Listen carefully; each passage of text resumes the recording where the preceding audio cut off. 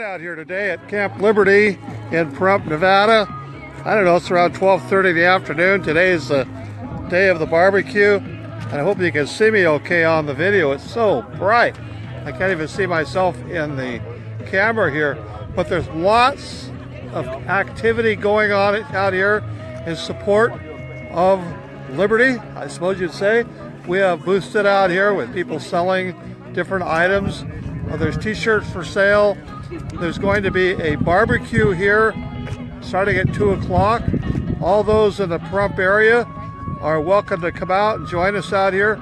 Get to meet some patriots and find out what people are thinking about, not only here in Southern Nevada, but around the country, because I've talked to people from all over Washington State, New York, Georgia. People arriving here have been all week long steadily, some people leaving, some people staying. So this is not just about a prison here in Nevada. This is not just about one case of one person being abused by the system. This is about the destruction of America that we've all grown to love. If you do not support liberty, you do not support your Constitution, you're willing to let one of us, one American, be abused by the system, then you are as guilty as the people abusing the people in the prisons and the system. Now, why we do not have speedy trials in this country right now, even though there's a 1974 Federal Speedy Trial Act that was passed, well, it's because of complacency by everybody in America that has just let our rights slip one right at a time. So I'm going to sign off here right now and move around. I'll be having maybe another report or so, but try to get out today and support Camp Liberty. Come and meet some people, have a great time. The weather's beautiful. It's going to be about 88 degrees out. So we're ready to go Facebook Live on a radio show here in a minute or so. I'm just making sure everything's turned on here. And we're on 97.7 FM, 775-419-2344 is the phone number. 97.5. 97. Is it after this song? Okay, we got this last song on here. You live now? And I'm going to have my guests. First thing I'm going to do tonight is read something. Maybe some of you recognize. I won't read too much of it. See if you recognize this. Because I feel this week, at least for me, it feels like this. So I'm not going to say anything right now. I'll explain it in a minute. But I love this. We've got guests in the studio here from up at the camp up here, protesting at the prison over prison abuse. And here we are, again, the land of the free, the home of the brave. Prison America. That's what I'll call it. Prison America. Exactly. Statements and opinions made on the following program are not necessarily those of this station or its affiliates. Okay. I got people on here. There we go. It's time for the Dwight Lilly Stand by. Where the BS stops. Okay, it's Friday again, and we're on 97.7 FM, the Dwight Lilly Show. Going to read a little something for you here before I get my guests on here. It was a bright, cold day in April, and the clocks were striking 13. Winston Smith, his chin muzzled into his breast, in an effort to escape the vile wind, slipped quickly through the glass doors of Victory Mansions, though not quickly enough to prevent a swirl of gritty dust from entering along with him. The hallway smelt of boiled cabbage and old rag mats. At one end of a colored poster, too large for indoor display, had been tacked to the wall. It depicted simply an enormous face, more than a meter wide, the face of a man of about 45, with a heavy black mustache, ruggedly handsome features. Winston made for the stairs. It was no use trying to lift. Even at the best of times, it was seldom working. At present, the electric current was cut off during daylight hours. It was part of the economy drive in preparation for Hate Week. The flat was 7 flights up, and Winston, who was 39 and had varicose ulcer above his right ankle, went slowly, resting several times and away. On each landing, opposite the lift shaft, the poster with the enormous face gazed from the wall. It was one of those pictures which are so contrived that the eyes follow you about when you move. Big Brother is watching you. And boy, I feel like Big Brother is watching all of us. I tell you that. We are live here on Facebook and on 97.7 FM. I'm going to introduce my guests here who are from Camp Liberty up here in Pahrump, Nevada, where the Federal Detention Center is. Holding center it was supposed to be. Now it's, I guess, a gulag is what I'm calling it. And Eamon Bundy is incarcerated there. And all sorts of reports of what's been happening inside that prison. Denials by the Sheriff's Department that any abuses took place. Right in the Pahrump Valley Times, the article said, well, we investigated Eamon Bundy's report of being abused, and we could find no abuse whatsoever. However, from what I understand, and I haven't seen the video, it was so gross that his mother couldn't even stand to watch it. So I got John Lamb and Gavin Syme.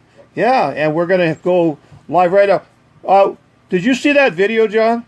I did not get to see the video yet. You're talking about the video of the prison abuse? Right. I haven't got to see it, but we are working on getting that released to us now. So hopefully soon we'll have that. So we'll be able to dispute. Yes. If this is an abuse, then what is abuse? Tell me, Gavin, where are you from? I'm from Central Washington State, up in the Farm Belt up there. And what are you doing down here in Pahrump, Nevada? You know, it's this message ever since really the Bundy Ranch and beyond has been really expanding into realizing that this isn't just about, it's not even just about conservatives or patriots getting abused. It's about these prisons that are essentially like concentration camps anymore in America. And when Kelly Stewart talked to Ammon Bundy the day that they tortured him down there for 13 hours in this private for-profit prison, she said, hey, well, I'm heading down, and we're like, well, let's get down there, let's get a message out. We don't have a lot of power, but at least we have our voice and we have our presence. And I think a lot of times in America, people underestimate how much a difference it makes if we just show up. What do you think, John? Exactly. We want to expose this, and we're down there, and we're exposing it because we're seeing things change every day we're down there, the longer we're there. They had the prison on lockdown the first few days we were there. They thought we were coming to take over the prison. Well, a bunch of women, children, and unarmed men, what are we going to do, Yeah, what's amazing, I was up there last week, and then I was up there this week, a couple days ago. Maybe it was yesterday. I lose myself. No, I guess it was the day before. And anyway, I'm going, where's the camp at? I drove by. There's flags over there on the left side. So I had to turn my car around in the prison. I'm sure they were staring at me with their cameras and everything up there. Probably had high-powered rifles pointing at me or something because a car pulled into the driveway. But anyway, I backed up and went down, and the camp had been moved. The entire camp that was there with tents and restrooms and the 3x3 jail that those of you on Facebook saw me in the other day, it was gone.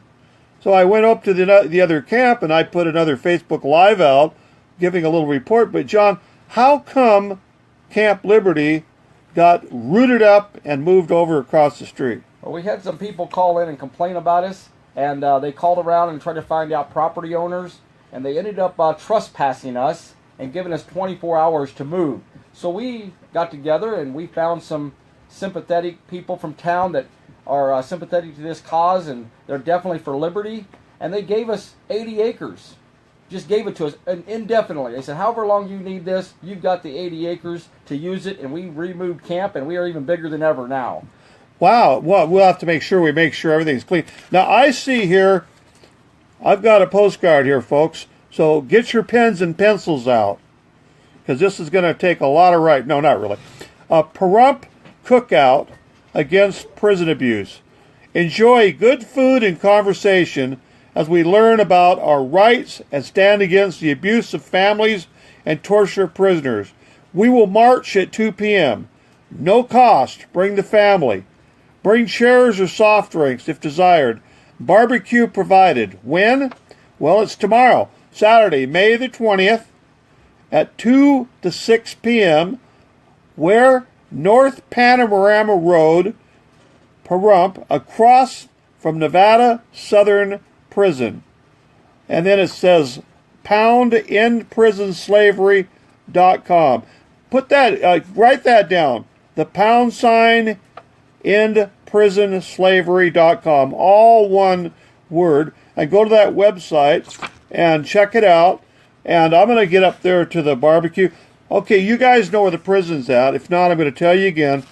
If you take 160 and go north through Pahrump, like you're going to go up and intersect with Highway 95, you turn right on Mesquite. Now, for you knows where Mesquite's at, that's the same road that goes to the dump. So if you guys dump your own garbage, you know you're on to Mesquite. Just continue up the road a bit, and you can't miss it. I mean, it's the gulag is up there, but you'll see the flags as you approach, and that road right there is North Panorama Road. So, in other words, you get a panoramic view of where torture takes place in Pahrump, Nevada. Now, are you finding this all over the United States? Yeah, I really am. And what I'm realizing, and I think a lot of us in these different movements are realizing, is what they've done to us is they divide both ends against the middle. So you got the people up here pulling the strings, and they realize that as long as we're always fighting with each other, because a lot of times we have things, different factions and groups, we disagree with each other on a lot of things. And so they get us pointing the finger at each other and saying, well, you're the terrorist. And then we say, no, you're the terrorist. And if you really step back and look, we're realizing that the abuse is happening to everybody, whether we like them or whether we don't. And this is the United States of America. It's not okay for anyone to be tortured, for anyone to be denied food and water, for anyone to be locked in a 3x3 cell with no toilet for 13 hours at a time, stripped naked and tossed into solitary confinement. And so what we're seeing, I get calls from people in prison almost every day. Jeff Winehouse out of Missouri, who's a patriot out there, that they put 2 in his head and 2 in his chest, and when he dared not to die, they locked him in prison for 30 years for attempted murder, even though he never even drew a gun. And the interesting thing with his story is there's a video. He had a wristwatch cam. You can go on YouTube and watch the whole video of them trying to gun him down. You got Schaefer Cox in prison out of Alaska, who's a really fine young man about my age, and tore him away from his family. They give him 30 years just because he had a good voice and he was speaking out. He never did anything.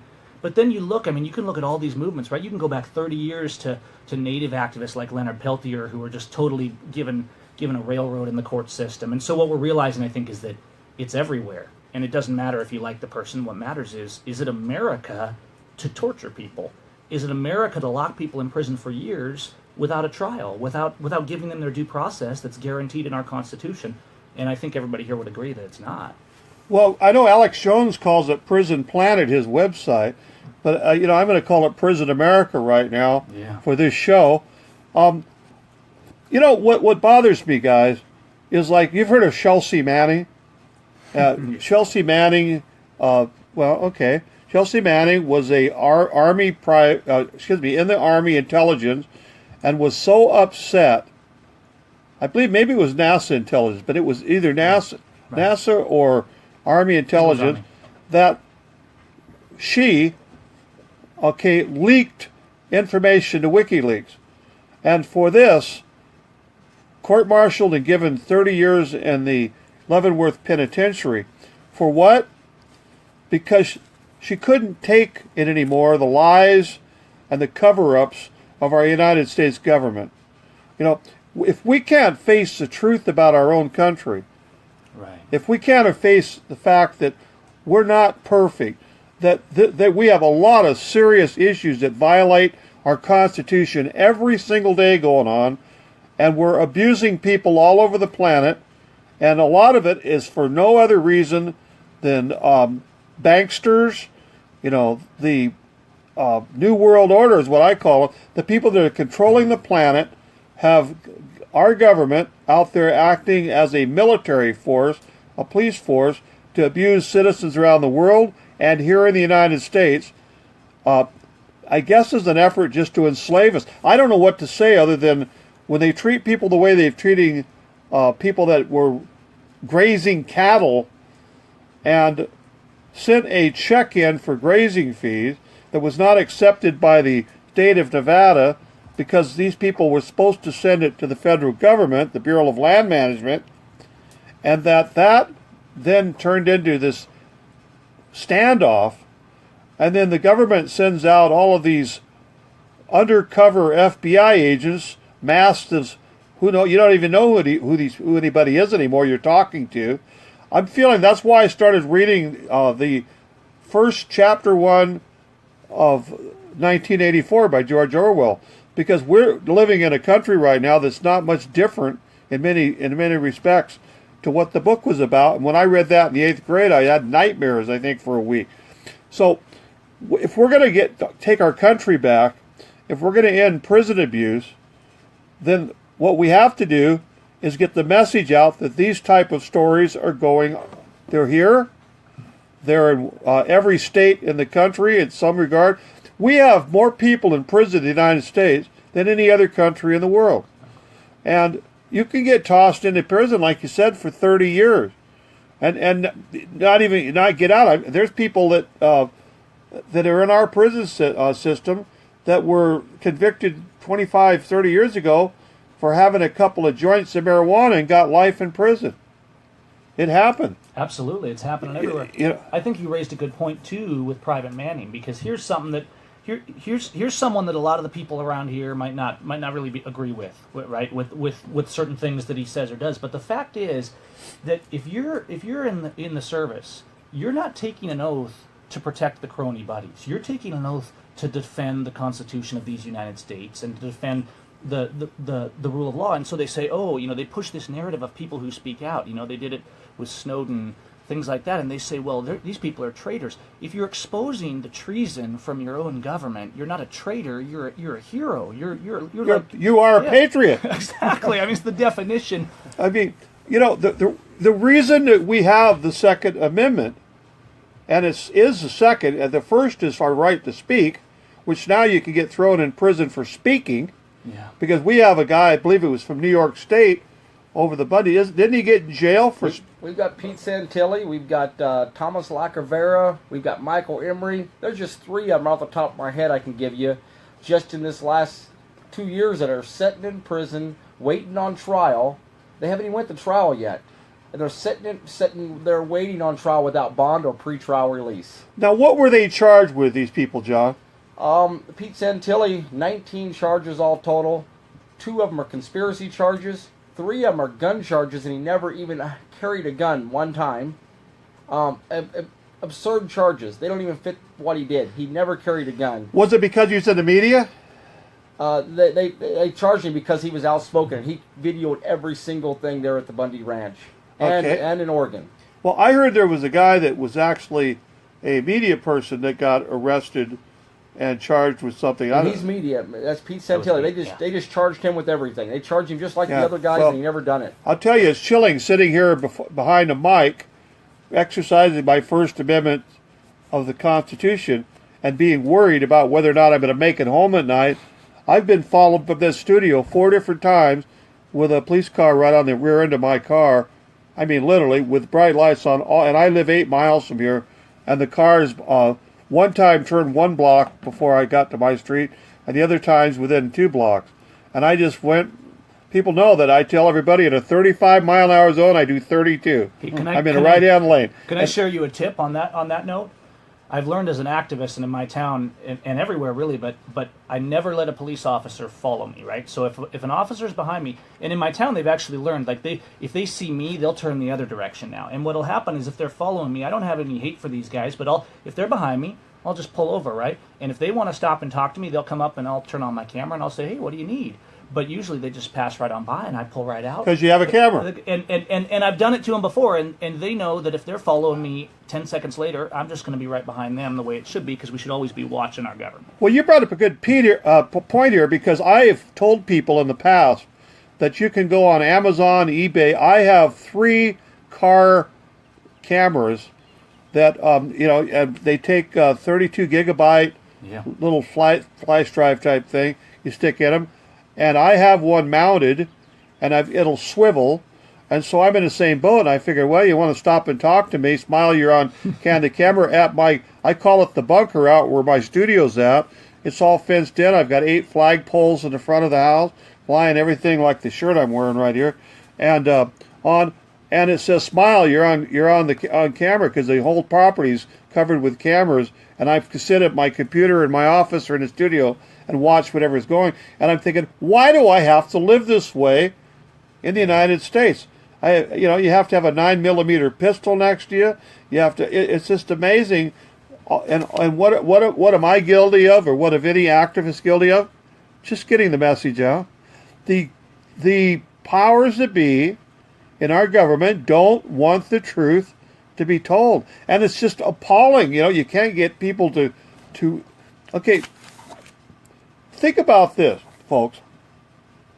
Think about if your family had a business, for multi-generational business, and the federal government came into your state. I don't care if you're listening to me from Virginia, Alaska, Florida, Texas, California, wherever you're at, Washington State, Montana, and the government came in with some federal regulations that said to you, well, you can't operate your business the way you used to operate.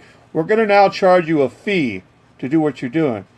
And then when you try to pay the fee, you get arrested. I mean, I'm really jumping forward on that, but the bottom line is it goes from what you used to do for generations for free, then the government wants to charge you for it, then the government wants to control the area that you're doing the business in, and then because you basically are ready to put you out of business, you end up in jail, prison. It's not freedom if you have to ask permission from the king.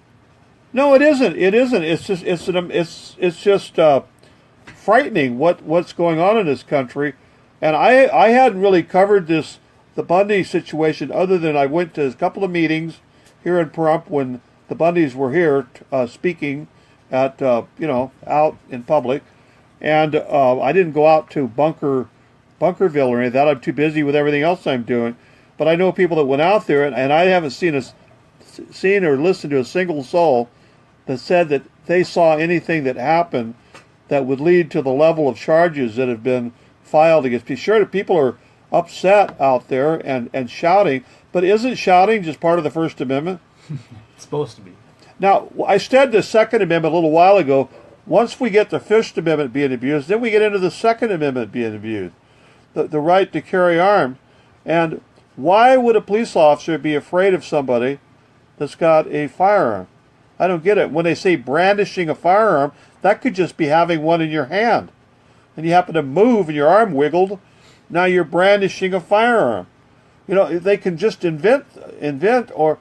Now, one of the things that's come up in abuse cases here locally, an excuse used, is that, well, it was the officer's perception. Now, how do you fight that? The officer, he feels that he's being threatened, or that the public is being threatened. Now, whether or not it was or was not is a matter of, I guess, subjective reality, not objective reality. Because to me, there must be some definition of when I'm brandishing something, as opposed to when I'm actually just have something in my hand walking around with it. We definitely got a double standard here. Definitely have a double standard. Judge Gloria Navarro, in this last trial we had there in Las Vegas, she said the American people, citizens, do not have a right at all to use their First Amendment right with their Second Amendment right.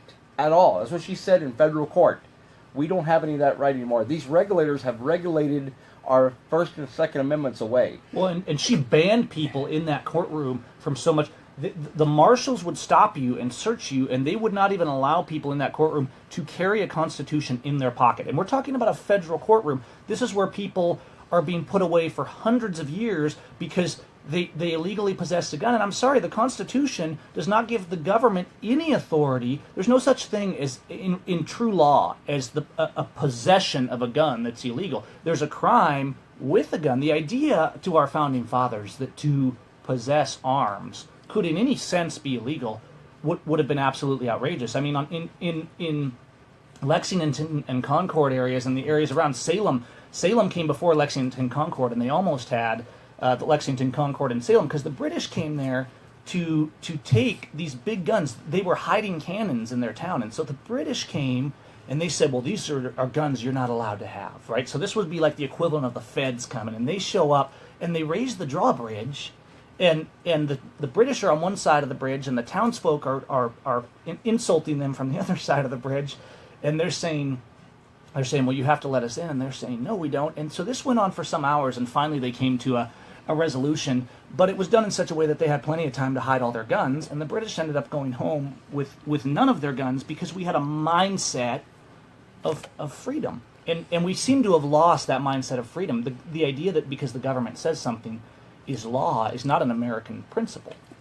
Well, one thing people have to think about, we think about the Founding Fathers of the Revolution. Only 4% of the colonists were in the Revolution. 96% of the people were just regular townsfolk, asleep, just like right now. But most of the people in this town, your town, every town, they get up, they go to work, they come home, they take care of the kids, they do the dishes. They do exactly what they're told to do by the government. If there's some form that needs filled out, they fill it out, whether it's against the law or not, as far as the Constitution. They do it because they have become brainwashed to believe that what the government tells you to do, that is what you should be doing, and if you don't do it, then there's something wrong with you. And your own townfolk will ostracize you for being a rebel, an outspoken critic, a rabble-rouser, an activist, as if being an activist is bad. There's something bad about an activist getting a soapbox out, standing on it, and saying what's on your mind. But this is viewed, this is what's scary, and the reason I'm bringing this up is because this is the mindset of America, and I don't know if it's been that much difference now than it was back then, that there's only a certain percentage of the people that are actually willing to fight for the Constitution. And the more they get taken down, and the more fear, and the government can take a guy like Joe Blow and throw him in prison for 35 years for some stupid thing that he did, a mistake that he did, and then use that all over the broad media as an example of what could happen to you, John, if you don't toe the mark. That's right. They can keep us quiet and they can shut us up, but they're out there spreading these lies with the fake media, telling what these people did, and it hasn't even been proven in court yet. And they've already found these people guilty before the trial. Exactly. Well, that's one of the points I've been stressing at the last show, and when I was up there doing Facebook Live between the last show and here, was that, remember, folks, when we're talking about Ammon Bundy or some of these other people that are in jail, they've never been convicted. They are people being held over for trial. They weren't giving bail. They weren't let out on their personal recognizance. It's the federal marshals took them into custody and plopped them into a jailhouse someplace. In this case, it's a private prison with, it's not even a military or federal or state prison. It's a private prison, and at that point, they are losing their civil rights like a normal prisoner would, because if you get convicted of a felony and sent off to prison, then they do take away a certain amount of your rights. You have lost. There's things like you can't vote. You have to you have that right returned. There's things that you do lose because you were convicted of a felony. It's a way of society, I guess, reminding people that if you want all the aspects of an American citizenship, then at least just stay within the reasonable bounds of the law. But now the reasonable bounds of the laws are almost impossible to stay in if they happen to focus on you. Anything can be a felony. Anything could be a felony. There's a guy named Joe Robertson we mentioned last week, a little bit, in Montana, my home state. 78 years old now. He's sitting in federal prison. Navy veteran. He's sitting in Englewood, Colorado for digging a pond. He's not allowed to own a credit card for the rest of his life. He's not allowed to vote for the rest of his life, and he can't own a gun over digging a pond. A non-violent crime, supposedly he was convicted of digging a pond. They made it a federal offense, and he locked him up in prison. Well, and think about this. Look at what they've done with the felony since 1776, right? You go back to our founding. a felony was not what the government just said, oh, this is a felony. A felony was a capital crime. Like murder was a felony, right? And just as a side point, there's no jurisdiction granted in the Constitution to revoke anyone's rights once they've paid whatever debt they're supposed to pay, regardless of whether it was a felony. But look what's happening. Now we see the bar just keeps changing. What they've done is first they said, well, we don't want the bad felon murderers to have guns, so we're gonna take their gun rights or their whatever rights, right? Then all they had to do, once we said, well, that kind of makes sense, let's do that. Now they're just making more and more things a felony. So now you've got guys like Ammon Bundy, you've got guys like the people from Oregon. The only one who killed anyone in Oregon, in the standoff in Oregon, was the FBI and the Oregon State Patrol. The only one who committed an act of violence was our public officials. And yet all the felonies are against the people who were peacefully protesting. And so even if they let them out of prison, now they get convicted, now they're going to say, well, you don't have your rights. And so they just wheedled us away because they do things slowly. This is how tyranny grows. Yeah, tyranny. I that's what I keep calling it, is tyranny, and it is a matter of a cancer that gets started. Once they take one right away, you don't get it back. You lose that little bit of ground if people aren't willing to stand up and protest so loudly that the government backs off on taking it away. Then a little while later, they come and take another chunk away of your freedom, abuse another section of the Constitution, and then after it's been abused enough time, you try to go to court, and the court doesn't even recognize the Constitution in court anymore. They say, well, that's nothing you can brandish in here. We're in here adjudicating law, whether this person broke a law. Well, what is a higher law?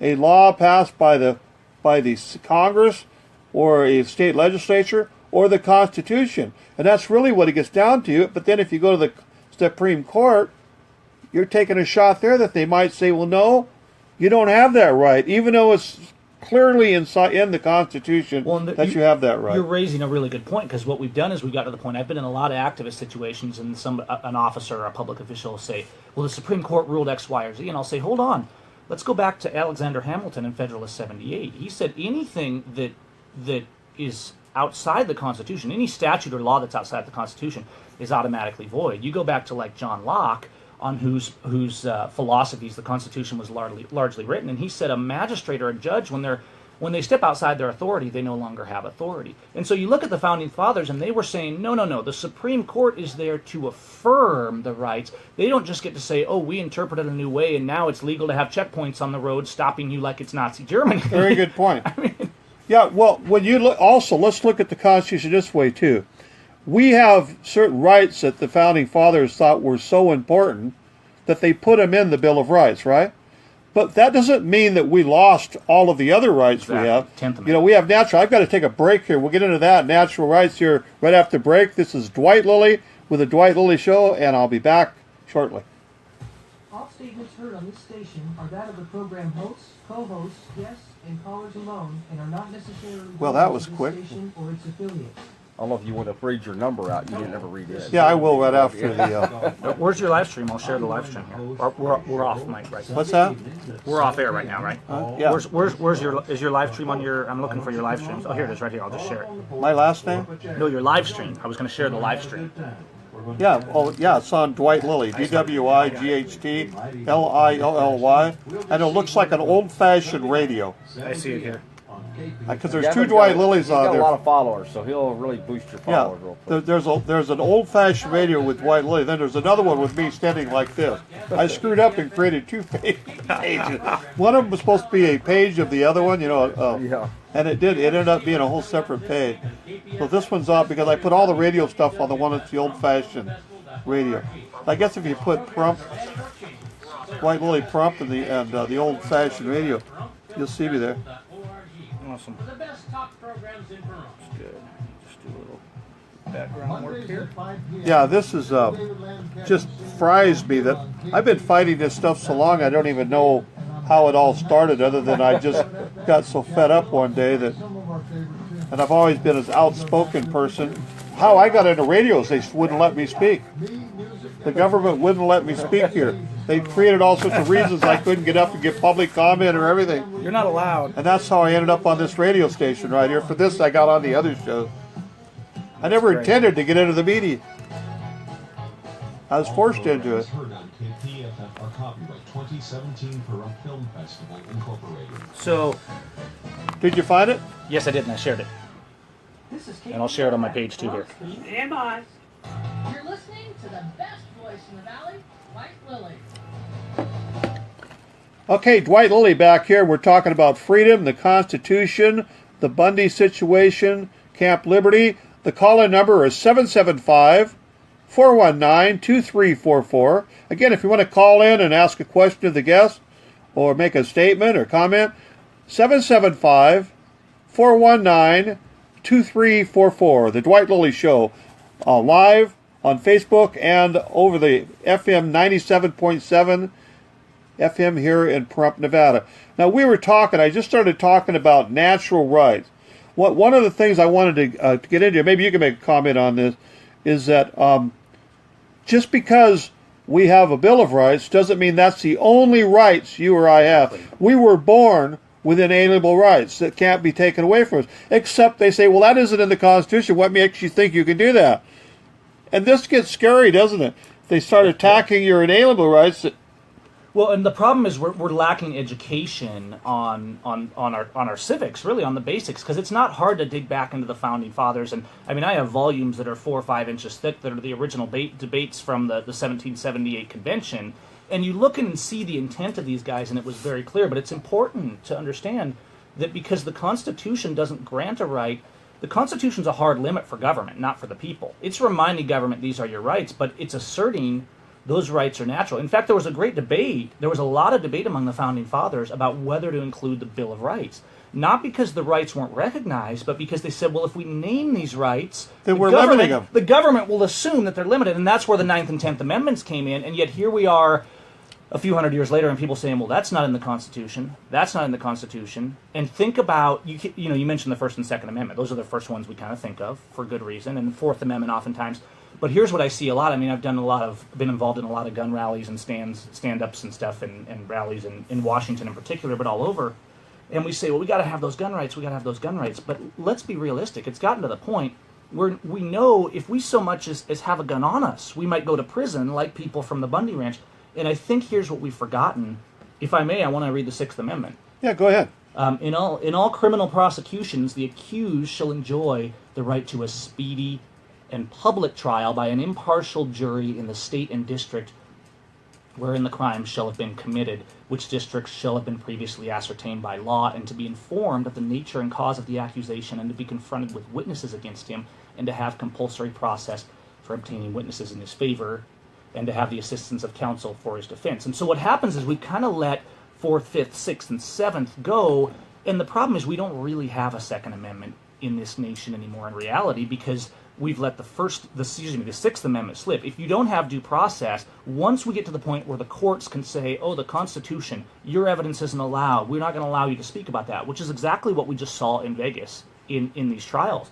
They would try and prevent evidence. Judge Navarro, she flat didn't even let them have their witnesses. The government went on for 8 weeks, John? 8 weeks. And then they brought their witnesses, and she said, oh, no, we're not going to allow that. And so it's really hard for people to believe what we're saying. Like, this is something you would see in a movie, right? Like an Orwellian nightmare.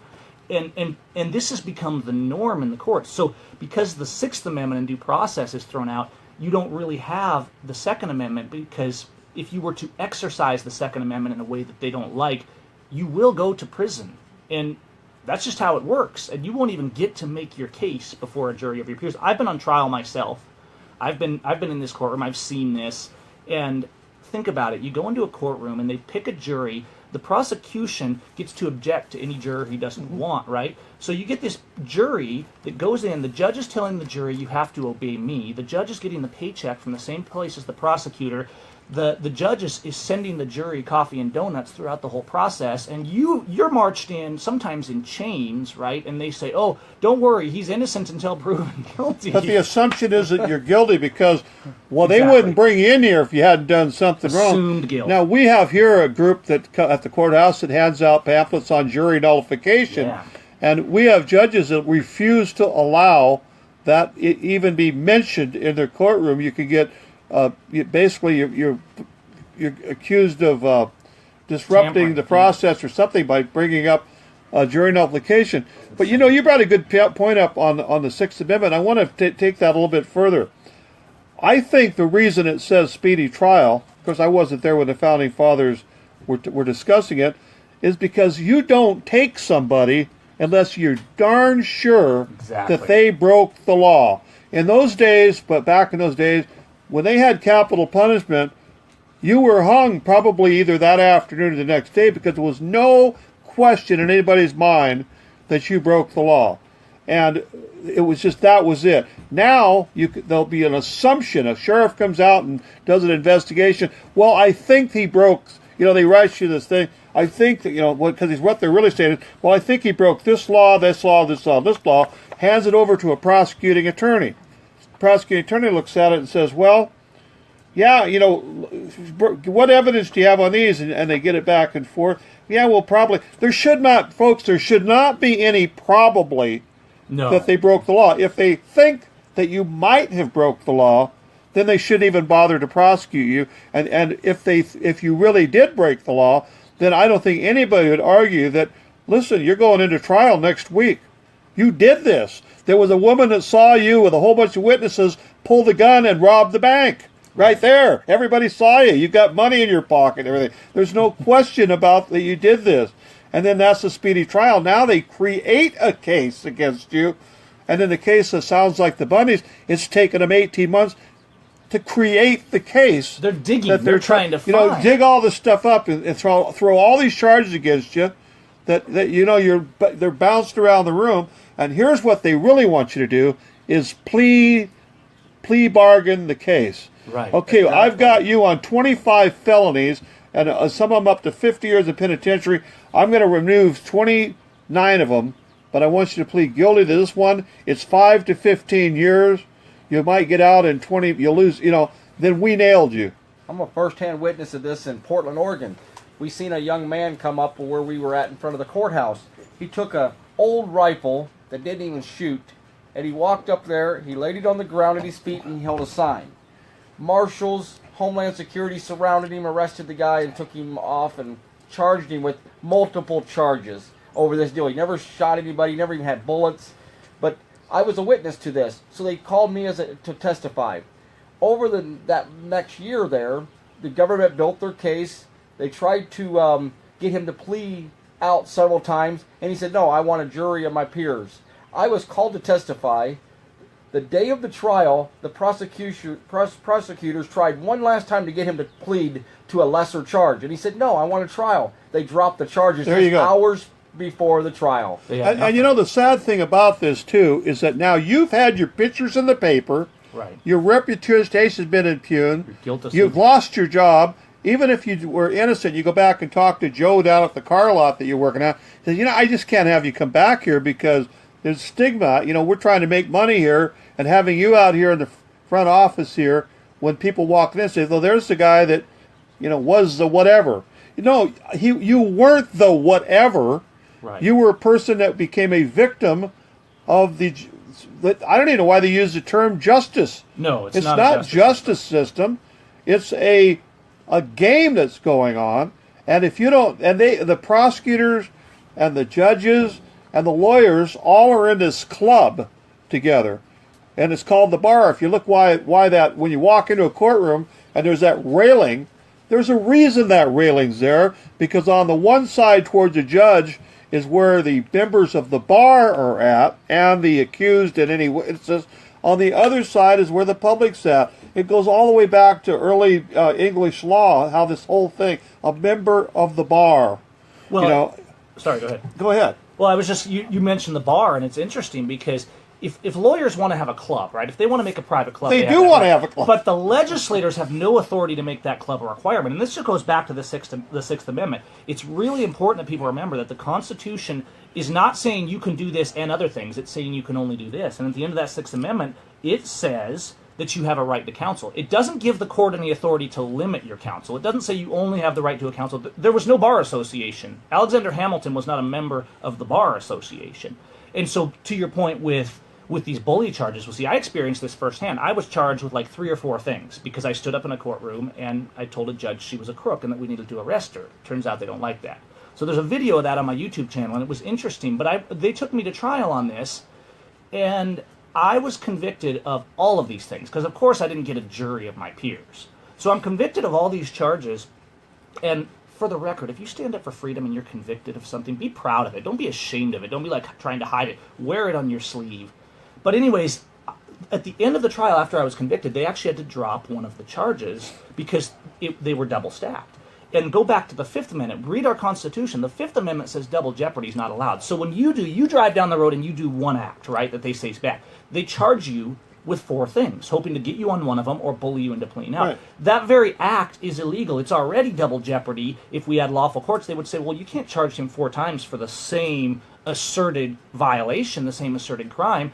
And what would happen if we didn't have that double jeopardy happening in most cases? They would be losing way more. They wouldn't be bullying people into these plea deals. And if people stopped taking plea deals, the corrupt system would implode on itself. Imagine if everyone went to trial that got some dumb, non-violent charge against them.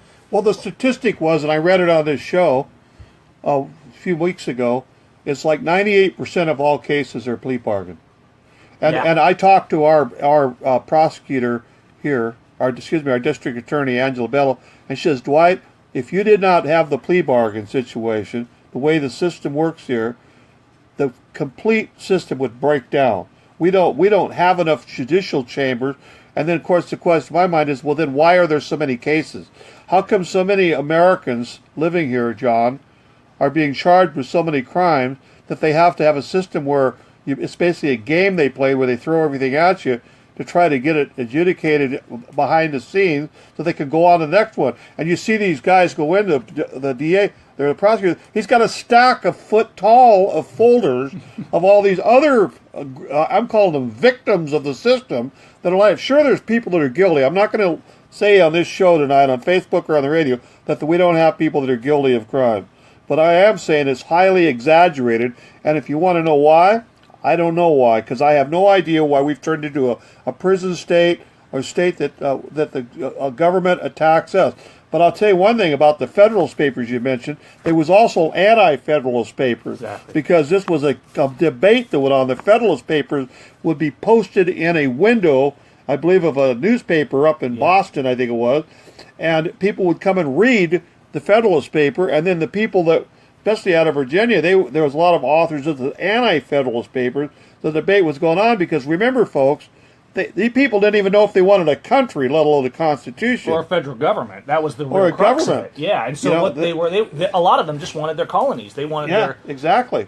And looking back, right, the argument of the anti-federalists is that, well, if we do this, this government will expand. And the argument of the federalists is, no, we're going to limit them stringently by the Constitution. And so you could say, well, the anti-federalists were right, although I think the larger argument is a reminder of all of history. If the people are not vigilant, you always have tyranny, no matter what form of government you have. Which takes us back to the Second Amendment. The reason that we got the Second Amendment was that in case we ran into tyrants again, we had a way of fighting them off. It's a reminder for Now, them. look how many countries that the scheme is that a powerful person gets in place, well, we're going to have to limit guns, then we're going to have to take the guns away from the people, and then, because, you know, why, I've heard this from Canadians have debated me, well, we don't need guns. You know, I mean, we have our rifles and stuff, but I mean, how come America has so many guns? And I think, well, one of these days, Canada, you're probably going to find out why we have so many guns, and it won't be from us. It'll be somebody coming in and taking over your country because you guys can't protect yourselves, or it'll be your Canadian government taking over all of your rights that you fought for to gain freedom. Somebody is always going to want to take away our freedom, all through history. I think most democracies have only longest has been about 300 years, but they don't last very long, folks, because people try to do what's right and form a government, a democracy or a republic as we have, and it's just the people give it away because they don't pay attention, they don't stand vigilant, they're not willing to stand up, they don't want to rock the boat, and when you don't, there's somebody out there that's not a nice person or group that's going to take it away from you. And that's what we've got going on right here out west. We have an overreaching federal government in Washington, D.C., that's out here with tentacles like some type of octopus, taken everything we've got. Not everything. I exaggerate on the show, don't you guys? I do exaggerate. Almost everything. But my points are always well made that, we should not be under the thumb of all of these ridiculous laws and regulations and licenses. And my God. And then how do you even know if you broke something? You could get pulled over in your car and you didn't even know you broke a law. Well, what do you mean? Well, didn't you take your driving test? Yeah, but I mean, I never thought somebody was going to write me a ticket because I wove on the road. What do you mean by I was weaving? Yeah. Dwight, I mean, you have a permit for that. I was trying to light a joint. I mean, no, excuse me. I was trying to, do something, or a cigarette dropped my lap, or a bird flew in the window, or a bee stung me. That happened to me one time. I had a big bee sting me on the arm, and I almost ran off the road. But and then you get, why are you doing that? Well, we just wanted to pull you over. Is really what it is, isn't it, John? Oh, yeah. We just wanted to pull you over. You might have just forgot your insurance card that day and didn't have your updated insurance card. That just happened to my wife. We always maintain insurance on our vehicles, and she got pulled over for the first time in her life the other day. And she had an insurance card, but it expired by a couple of weeks. So she got a $500 ticket. Now we got it dropped because she proved that we did have insurance. But why did they pull her over in the first place? They pulled her over because she was weaving on the road. And then when she got pulled over, they found out, oh, you're not drinking, but we need all this. Yeah. Would you please tell me, John, what weaving in the road is? I mean, I don't get that. You're going down the road, you got a whole bunch. I mean, just because if you stay in the lanes, that's all you have to do, isn't it? That's right. I mean, that's what I thought. I see motorcycles they're trying to stay balanced and everything. They don't get pulled over. No, but you know what it is? It's an excuse. But I have heard there's been court cases on what you just mentioned, that being pulled over just for wondering whether or not you had insurance or a license, that's it's a Fourth Amendment violation. That's something that they cannot pull you over for. You have to actually be committing a crime out there.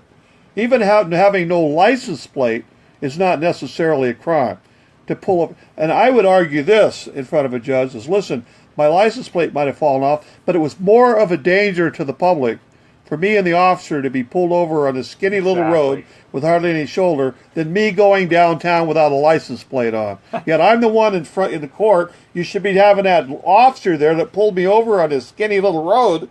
He's the one that endangered the public, not me. But that isn't the case. Because they do what they want. We don't have the rule of law. In fact, when my case ended, my attorney said, wow, we're in trouble. We have no law anymore. And we're just seeing this. It's not like it's an isolated incident. I mean, we're hearing from people, even in this community, right, John? I mean, we're hearing from all kinds of people because they're seeing us out there, they're seeing John out there, they're seeing Kelly out there, and people standing, they're seeing Ammon getting abused, and they're saying, yeah, I got family that's been abused in that prison too. And here's the thing, that prison is out there not for rehabilitation, not for justice, it's for profit. And guess who gets kickbacks when they send people? We have politicians that are invested. It's a publicly traded prison. Now imagine oh yeah, I make my money by essentially it's human trafficking, really. And most of these people, you got people in that prison. I heard there's a doctor in that prison that's 90 years old. 93 years old. 93 years old. He's been in there for years. He's never even been given a trial. This is a 90-year-old man. These are the patriarchs of our community, literally locked in a concrete box. And only we can do something about this, I think. Only the people coming together and saying, wait, because it's not about violence. It's about the people coming together and saying, wait a minute, we're not okay with our neighbors being treated this way. It's about loving your neighbor and stepping up. And we're not doing that enough in America. We're correcting these people. This is a correctional institution, ultimately, and we're correcting innocent people of a crime they've never committed. We got a 3-foot by 3-foot jail cell in there. They've also got solitary confinement cells that are 7 foot by 11. Why isn't that good enough? No, they got to build a torture chamber. That's what that is. Yeah. Well, yeah, this whole, I don't know about you guys, I'm a free market capitalist, but I have to draw a line here. When we start talking about charging people with crimes against society, I don't think any part of that should be free market where a person could come in and have a for-profit prison. Now, there was a case back east. It was a juvenile prison, what I guess you'd have to call it, detention center, and the judge was in cahoots with the private prison, and he was, I mean, you could walk in because you talk back to your mother. I'm not kidding. This is how bad it was. And they were sending these kids off for 2 or 3 years to juvenile detention center. His job was to keep that thing 100% full, all the beds, and all the time. Exactly. And eventually the story broke, and I believe he was charged with a crime. Anyway, it's a story. You could look it up on the internet, folks, on Google. Just use a whole bunch of terms like juvenile detention center, corrupt judge, something like that. And that case will come up, and it should chill you when people are in prison because the company is trying to make enough profit, and so they're in cahoots to get the place filled up. And sure, we'll take... Now, this prison here in Pahrump was set up to be like a way station, like a bus station for prisoners being waiting trial, and then prisoners going from here, and then where their assigned prison was going to be. Like they were convicted in Las Vegas, or, I think several of the federal courts around the region here, they came to this, and then it was like, okay, you're going to Leavenworth, you're going to some place in Pennsylvania. It was just to be there a few days. Now it's a full-fledged gulag is what it is. Why do they need those type of facilities in a wayward house? I don't get it. Can somebody please explain to me how a prison went from being a facility that was sold to the public here as being basically a bus stop has now turned into basically a concentration camp? Well, John, how many buses are going in and out of there? Explain to them the bus thing that we're seeing out there, of the prison buses. We're seeing them going out of there all around the clock. Sometimes 20, 30 buses a day. We see them leave at 3 o'clock in the morning, 4 o'clock, 5 o'clock in the morning. Sometimes there's 5 people on a bus. Sometimes it's loaded. And we're seeing these around the clock, day and night. And we don't understand what they're doing. They say they do this diesel therapy. This is a thing that we've been investigating for years here. Diesel therapy, if people don't understand that, they'll bus these people over to Colorado, they'll take them to California and bring them back. Then they'll bus them back again. And they do this diesel therapy, and they keep them in these buses, disconnected, and they don't very little sleep for days and days and days. Some people are on that diesel therapy for 3 and 4 weeks at a time or longer. Is this like a punishment? It's a punishment, and they're making money off of this. Because those buses, they get yes. paid. You got buses, and here's the thing to remember as a community. We're paying for that. Each prisoner in this Nevada Southern prison costs the public $68,000 a year. Wow. Now, we're still working on verifying this, but the word is, and we need to look into this in this community, but it's consistent with what we see across the country, is that the sheriff is actually getting a bonus from this private prison to, quote, help them, right? So, it's like, well, wait a minute, aren't you supposed to be making sure they're reined in? And so I don't want to say that that's absolutely positive, but we're hearing that the executives in the sheriff's office in the county do get some kind of perks for helping out the prison. Did you hear that? People living in Pahrump here in Nye County, that's something that needs to be checked out and verified. Is the Nye County sheriff or the sheriff executives getting a kickback on prisoners in the federal detention center here? Now, I can't say it for fact.